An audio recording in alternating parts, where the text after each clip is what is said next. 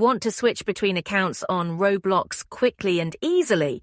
Whether you have multiple accounts or share a device, I'll show you how to do it in just a few steps.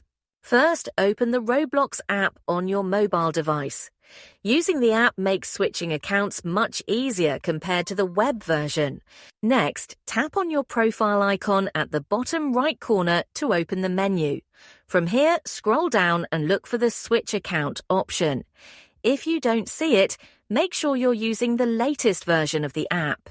Now tap Switch Account and you'll see a list of saved accounts or an option to add a new one.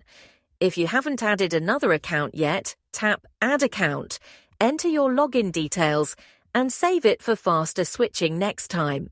Once you've added multiple accounts, you can easily switch between them anytime without logging out completely.